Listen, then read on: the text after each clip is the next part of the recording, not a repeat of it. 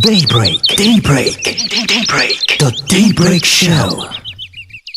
How far can the third, fourth parties go in the 2023 polls? The prospect is dependent on the magnitude of the level of disillusionment of the Nigerian electors or the electorate. In most liberal democracies, there is the concentric force that pulls the electorate to always organically revolve around two main parties. Maybe because of the advent of social media and the cocooned nature, the cocooned nature of people functioning in their own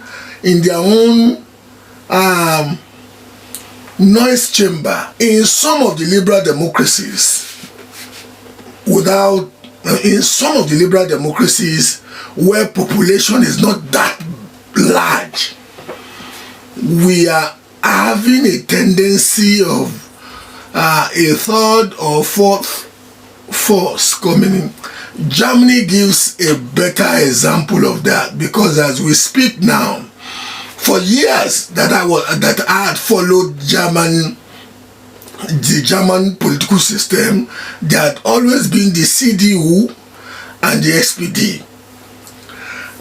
But you will discover that the recent government formed in Germany, the cabinet is made up, is called the Jamaican, this thing, because you have the black, which is, I think, the CDU, the yellow, the SPD, or whichever way around the two, and the green.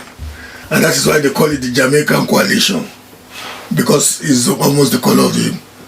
In the UK, when I started reading about politics in the UK, or even when I practiced, when I was a politician in the UK, there were two main parties, the Conservative Party and the Labour Party. But over the years, as a politician in the UK, when I contested in 1997, we had the Liberal Democratic Party, even in my ward and in my borough, London Borough of Greenwich then. But unfortunately, the Liberal Democratic Party was only a party, that was registered, had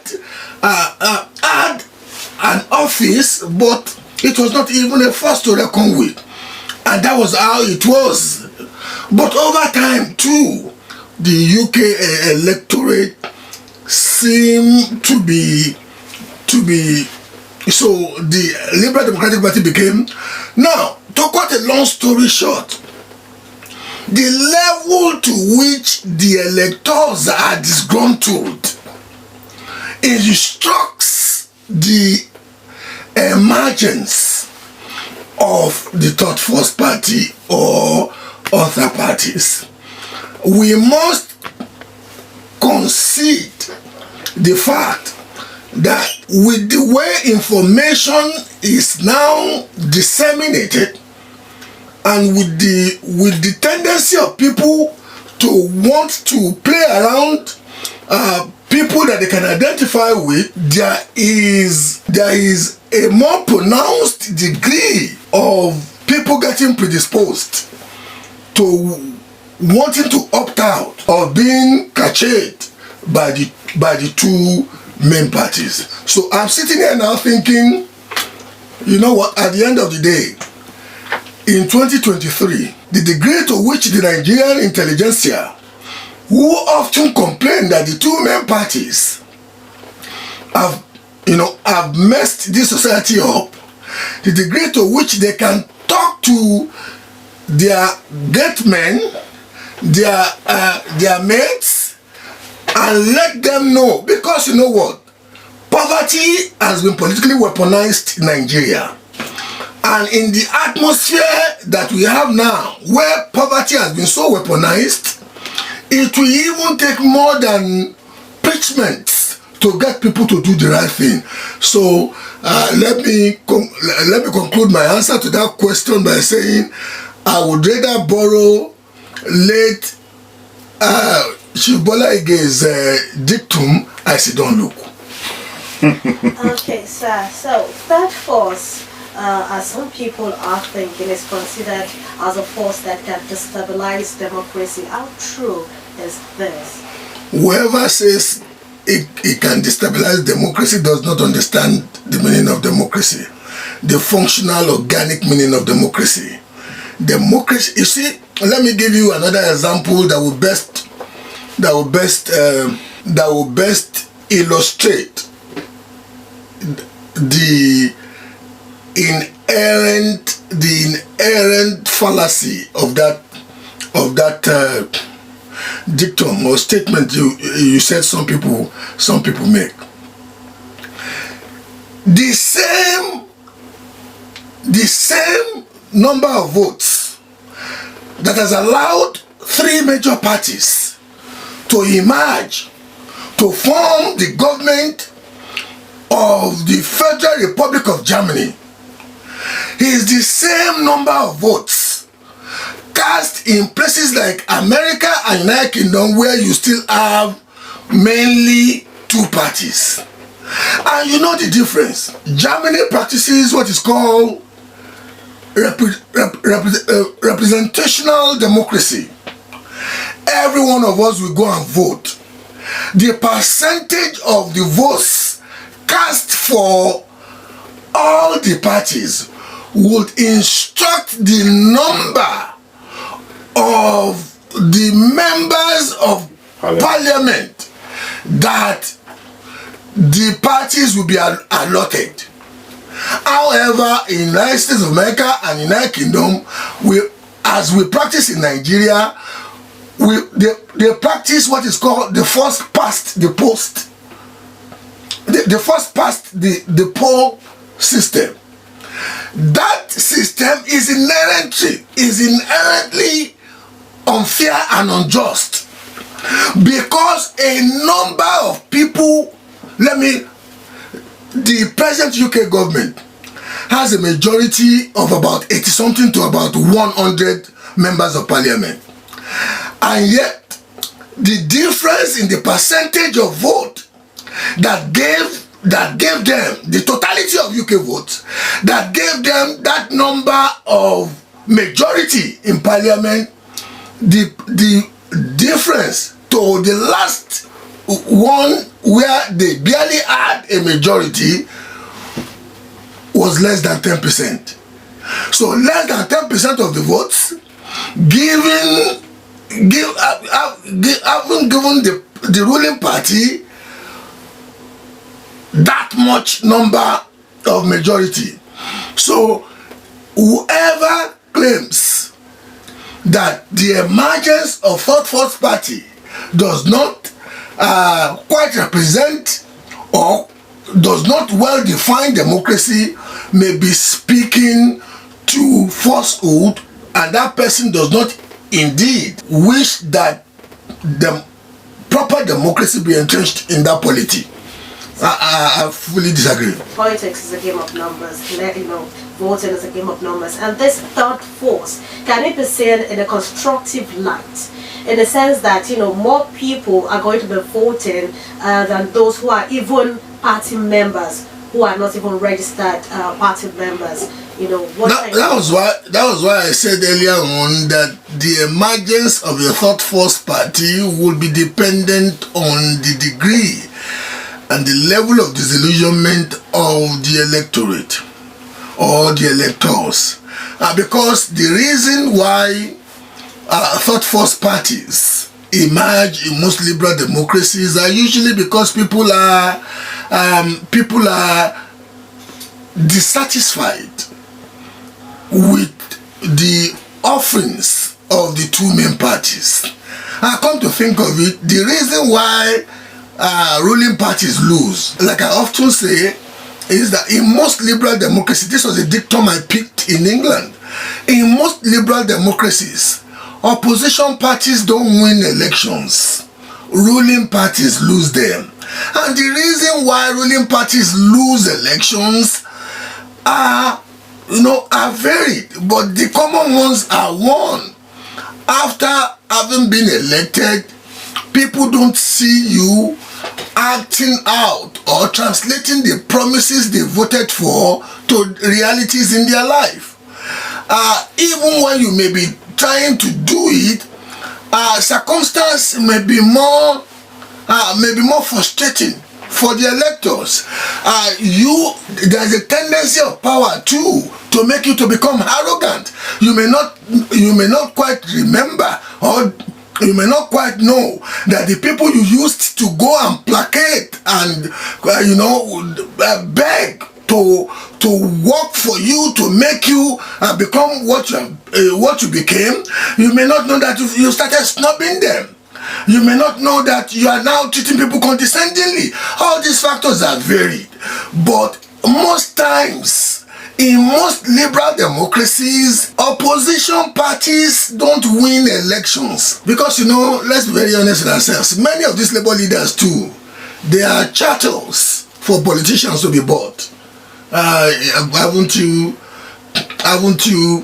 had people say that one of the reasons they don't want to support strikes anymore is that strikes are like creating money-making opportunities, just like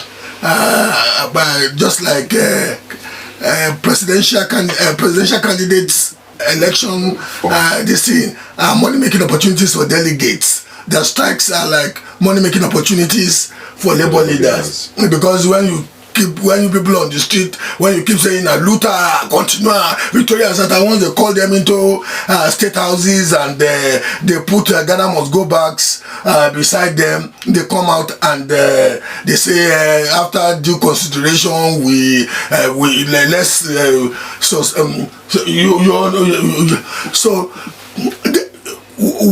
they talk is cheap. They talk tough most times, labor leaders. But if just imagine from the level of Norgay to NLC to TUC, if this labor movement really galvanize their grassroots to say labor here presents a wonderful alternative, what could happen? But I'm sitting here knowing that many of them are actually members of the two mainstream parties, depending on the local government, the state, or the geopolitical zone that they function in Nigeria. So, but I cannot say the same of NMPP.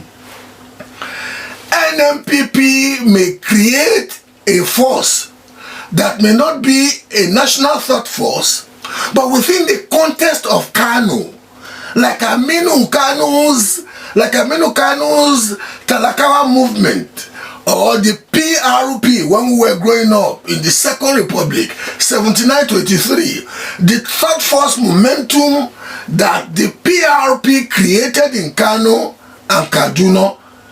But at least this time around, given the coalescence of forces between the Kwankwansos of this world and the Shekaraus of this world coming together, and the degree to which about 15 commissioners were reported to have resigned from the cabinet in Kano, I cannot say that the third force party may not even emerge as the ruling party, because these politicals seem to have a grassroots reach.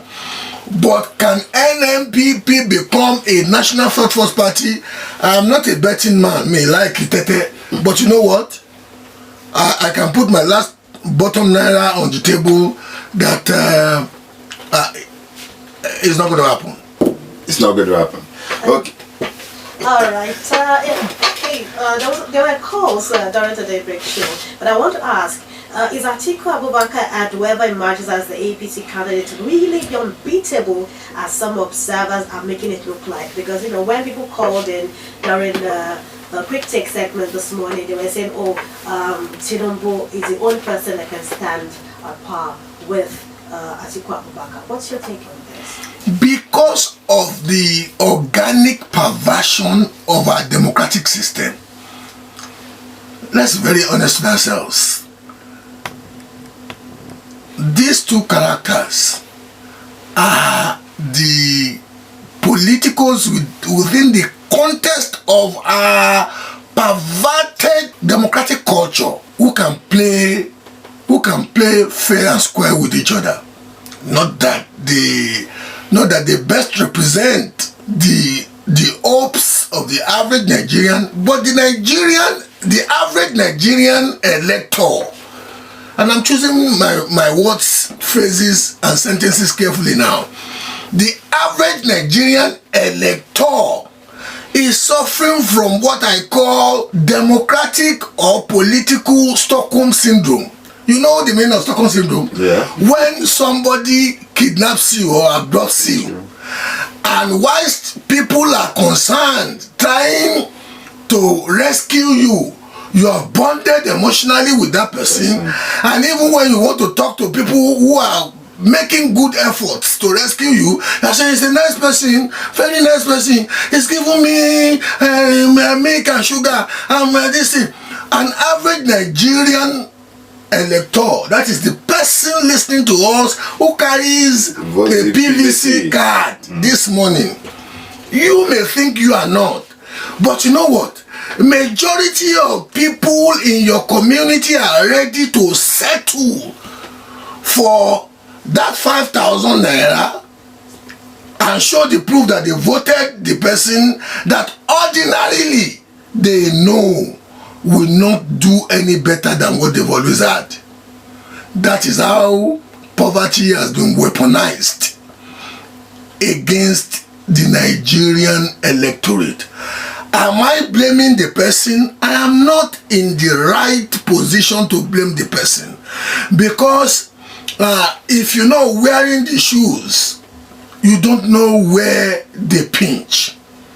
I have been fortunate in life, and that's why even when we're talking to these youngsters, I tell them the only reason why I have established two major, or I've been part of two major skills empowerment, this is that I know some of you will run out anyway. Iyalaja was crying when I wanted to emigrate from Mushin, begging me, and I was thinking, because my mind was made up. But you see, given what I know now, I would have learned to cook very well before I departed these shores in my early 20s. I'm almost 60 now, so you can imagine. I would have learned how to cook very well, because I discovered that not having culinary skills, when I got to Europe, I discovered that it delayed how well I could save. You cannot be shopping out, or you cannot be eating out, regularly and make it in some societies.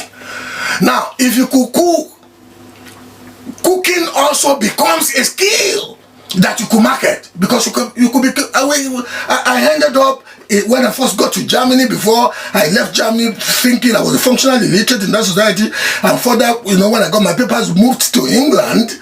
I knew people who were cooking to make money, even male characters.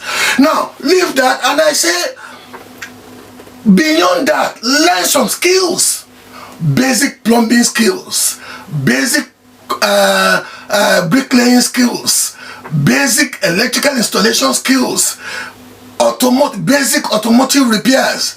These skills, beyond the certificates you carry, beyond the fact that you are going to do your masters or whatever, these skills will make you to quickly integrate and be making good money and be relevant indeed. Have people who will. So I'm sitting here now thinking I cannot overlambaste the Nigerian electorate, because some of the opportunities that were available when I left the shores of Nigeria and I got to Germany, the German government was giving me, with some Nigerians and other people who emigrated from African countries and other things, they were giving us an average of £300 every week, after they had given us a house and whatever. But you see, tendency, typical Nigerian tendency, and I was telling people then, because I started reading Time magazine, Newsweek magazine readers that just before I left this show. And I was telling fellow Nigerians that anything that would make, in those days, digitalization was not this popular, but they were taking the pains to get our biometric information. And I was telling them that anything that would make a white man get your biometric information one day, that thing will work against you if you think you can beat it. You know what? In the late 80s, in the early 90s, they thought they were having their... But many cannot enter Germany today because their biometric information speaks to the fact that some of them had officially 50 personalities. So, the Nigerian electors are where they are, and within the context of the perverted field of play now, these two characters seem to be those who can play the dirty game and buy votes. Let's just be practically frank the way we put it, and buy votes. How has the person who even emerged, how has he emerged in a society this poor? How many of us, including journalists, how many of us can say no to $30,000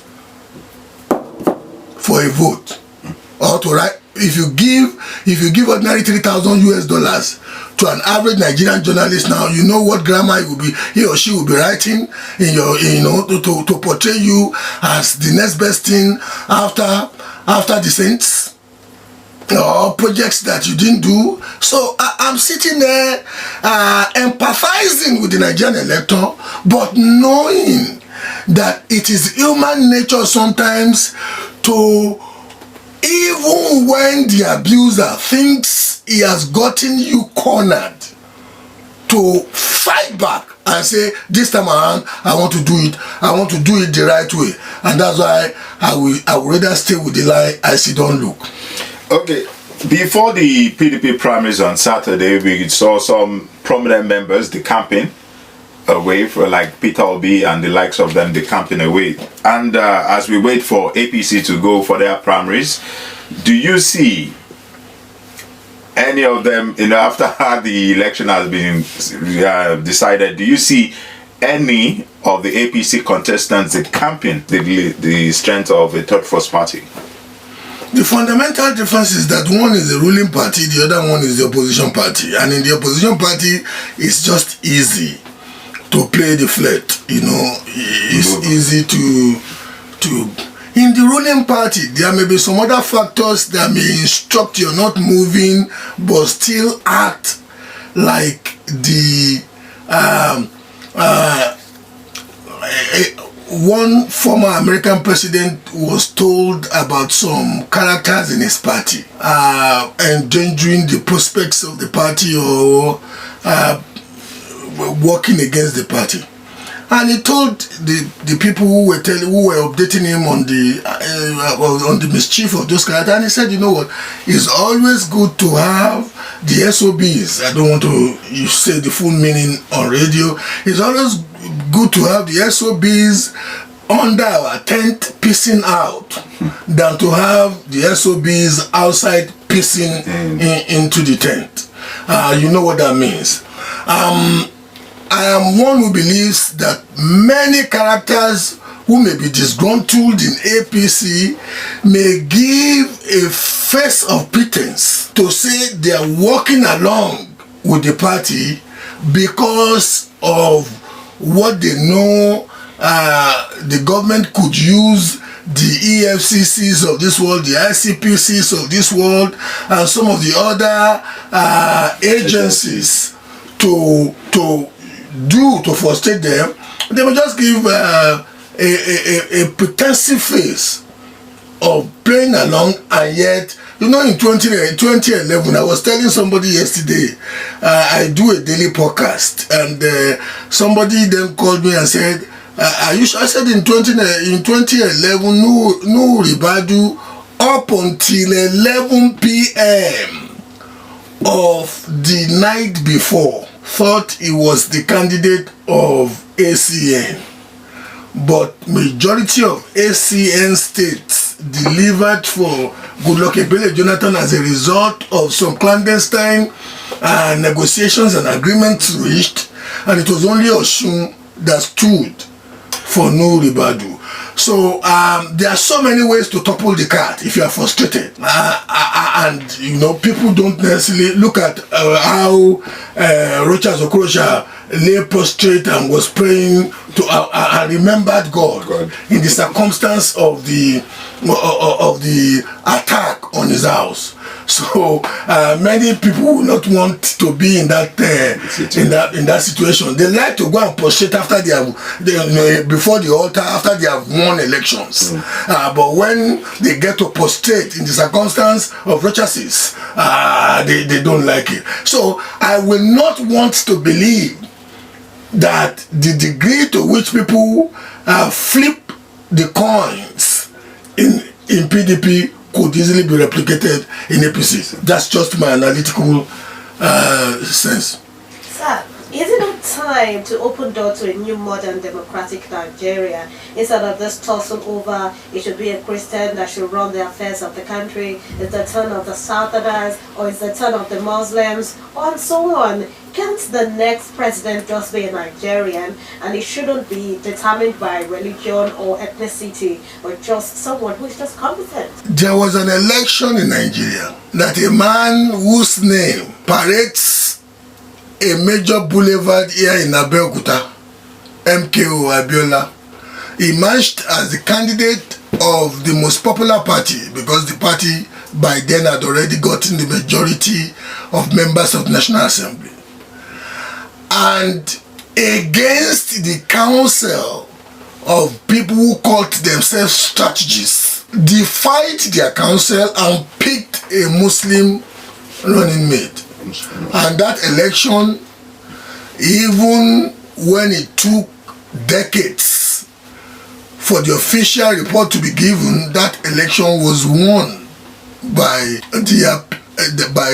the ticket that he led. So it is not so much that, you know, the way you constructed your question, that like, look, it is, I tell people, it's easy to share prosperity than it's easy to share poverty.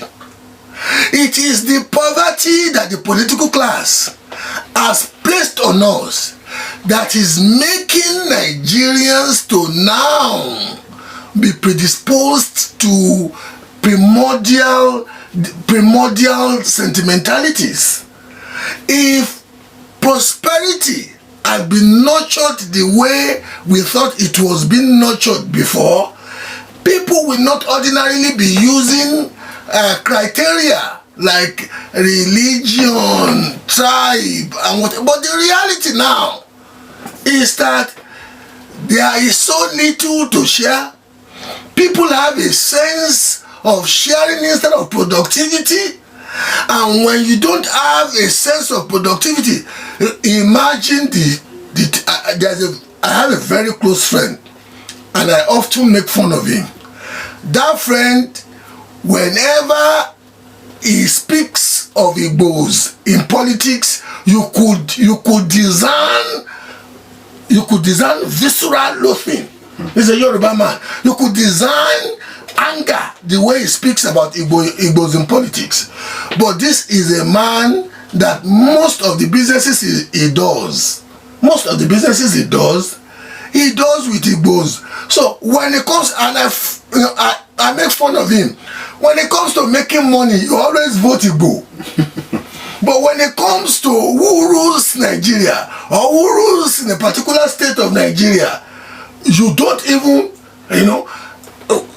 people like you, as a result of doing business with them, made the Igbos to be the majority owners of places like Okota, Amuwo, Odofin, all these things. And the reality is they own these assets. You can't just chase them away from their assets. So I tell people that I'm prepared for, in my lifetime, to see a governor of Lagos State that may be answering Chukwuemeka Because you know, as far back as the 60s and the 70s when I was growing up, I had people who were my natal mates. They were also born in Mushin. You know, we grew up together and they spoke better Yoruba than me. You know, even some of them passed Yoruba better than me. So, mentally for me, and maybe my exposure to best practices in some other polities, like Germany, like United Kingdom, I'm prepared. But an average Yoruba man will die if you say, this boy was born in Mushin, grew up in Mushin, but just because his name and he speaks the language better, he identifies better with the culture, but because his name is still Chukuma, you want to say he can't get what Gbola Oba we get. That's the irony of Nigeria where we are. The reality is, with the level of impoverishment has been that the Nigerian electors have been cast in, doing the glorious and lofty things may not come easy. Okay, Mr. And it's not only peculiar to Nigeria, even in states like Ogun. A governor of Ogun, a former governor of Ogun, who used to love me when I was still a practicing journalist, you know, about 1.5 decades ago. I was based in England. Then when I would come, he would invite me to his, he had this very good intellectual habit of inviting you to join him on his breakfast table. And on his breakfast table, he would be throwing ideas, bouncing ideas, because he knew that the people who would surround him on the breakfast table were people who could intellectually flesh or deflesh the ideas. And he wanted to commit to some media projects. He wanted to start a newspaper company, he wanted to start a television company, he wanted to start a radio company. And I told him, Your Excellency, sir, I could see prospect in the radio station, but the newspaper, I said I was cocksure that the newspaper would not last for 2 years. I was ultimately vindicated. You know, a lot of resources was poured into it, but the newspaper didn't last. The television this thing didn't take off, but the radio station is still on, because radio has better, more organic functional reach, and it's easier.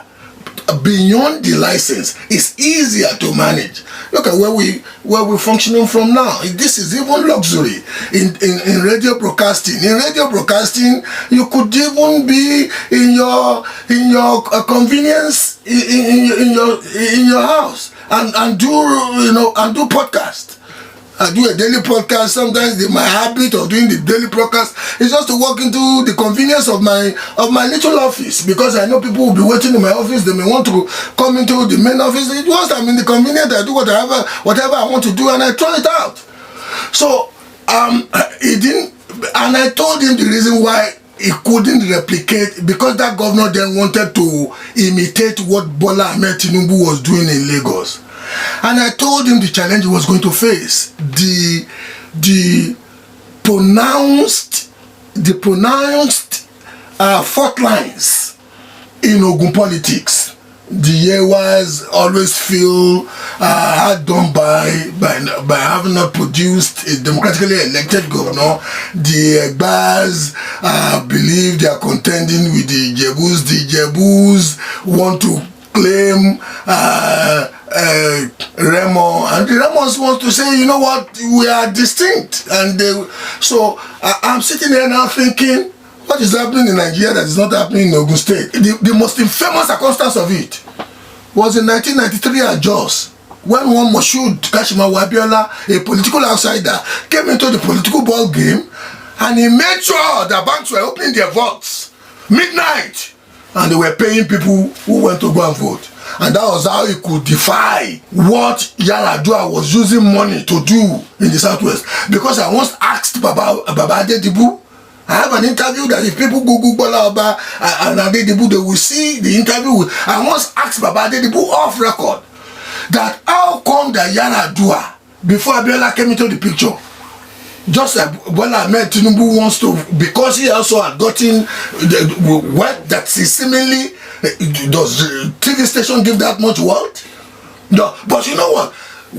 Yadua came to the southwest of Nigeria and was beating the likes of Jakonde, beating them politically, because you know what? When he was second in command to Obasanjo as military, he had garnered some illicit funds to play around with. And Adedibu said, "Oh, mommy, Owotimbuwa." So we are talking about buying delegates now. When he don't take when bomb done with the back of human being.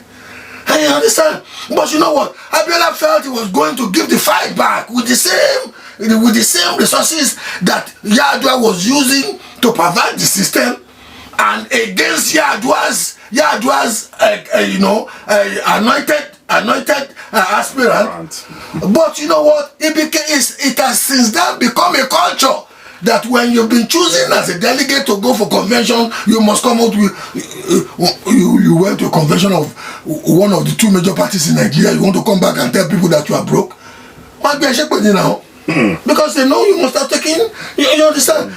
You see how these perversions and incongruities have been so crystallized into our system, and you cannot be delusional to say in that environment that one thought force will suddenly spring up. Are people, when they are offered money, going to say no, we don't want, and vote their conscience?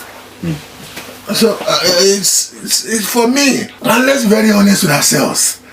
When we say that one of the reasons why we are in this level of poverty and we keep sinking, when we say the reason is because we don't have leaders who are value innovators. Imagine this morning you woke up. I woke up this morning in the hotel that your organization put me on, and all I had to do was check out, but go into my truck, drive down. But when I woke up and I had to go into my truck to drive down here, somebody else woke up, and by the time he was just turning, somebody was telling him that about 100 people were already waiting downstairs. And those 100 people, they weren't there to just clap. He would have Baba Kini, I once asked a former governor of this state that when some of us would want to speak well about your intellectual persona, that they would slap us down, that you were using politics, you were using money to bastardize the face of politics, and that you were making people swear to some oaths, voodoo oaths and whatever. And he said, Gbola, let me be very honest with you. And human beings, we can have very schizophrenic personalities. We could be this ostensibly good, facing one direction in life, and be this bad facing another. And he said, Gbola, let's be very honest with ourselves. Like I said, he used to invite me on his breakfast table. I used to say, Gbola, let's be very honest with yourself. Water is free, but piping water, the reticulation infrastructure is not free. It's the same thing in politics. You need to get hundreds of people to a particular venue. These people that you need to get to that particular venue, they would expect you to bust them there and bust them back. And when you bust them there, you will give them, it's probably going to last a couple of hours, you give them food. Food, you call it refreshment. Apart from that, you've taken them from the artisanal trades, or even those who are unemployed. For the next time that you call them, you give them something. That is the reality of our politics. And within the context of that reality, how can a thought force emerge? And when you hear people talking about structure, we are not talking to structure. They are just euphemizing the pronounced degree of poverty that the political class are not only exploiting, but are indeed weaponizing now against themselves and against the larger society. And that's why I can't say the degree to which Nigerians are unhappy will instruct whether a thought force will happen. And this class of people I'm looking at, I don't like blaming the victims, but you know what? These victims, they don't seem to me to have been so victimized enough to play above their bestial instincts, their animalistic instincts. That's my take. Even amongst those of us who are well educated, fortunate to lead decent lives, we are majority of us, preponderant majority of us, not also angling on it could be my turn. So play the system. Are we not also doing that? You know, anybody who could go to the contact list of his phone and see minimum of 1 or 2 names of commissioners of the state where he resides, or see the name of governor or this thing, you may not know that instinctively, the very mental and emotional forces that drive those who are in power today, they are residual in you, and you are just waiting to manifest yours when you swap places with them. Okay, we have some comments here from Twitter.